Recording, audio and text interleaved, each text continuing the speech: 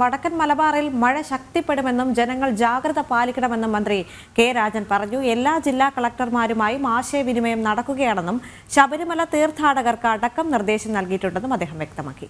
ദുരന്ത നിവാരണ അതോറിറ്റി ആസ്ഥാനത്ത് റവന്യൂ മന്ത്രിയുടെ നേതൃത്വത്തിൽ യോഗം ചേർന്നിരുന്നു. സ്ഥിതിഗതികൾ ആശങ്ക ഉണ്ടാക്കുന്നതല്ലെന്നും മന്ത്രി പറഞ്ഞു. ജനങ്ങൾ ജാഗ്രത പാലിക്കണമെന്നും അദ്ദേഹം വ്യക്തമാക്കി.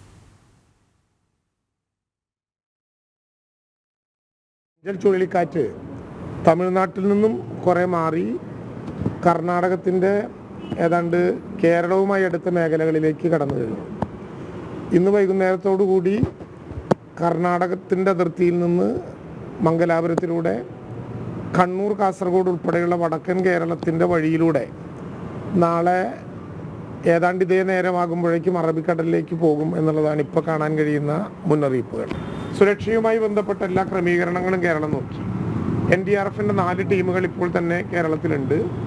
അതിൽ 2 ടീമുകളെ പൂർണ്ണമായിട്ടും ശബരിമലയിലെ തീർത്ഥാടനം കൂടി പ്രമാണിച്ചുകൊണ്ട് ശബരിമലയിൽ തയ്യാറാക്കി നിർത്തിയിട്ടുണ്ട്.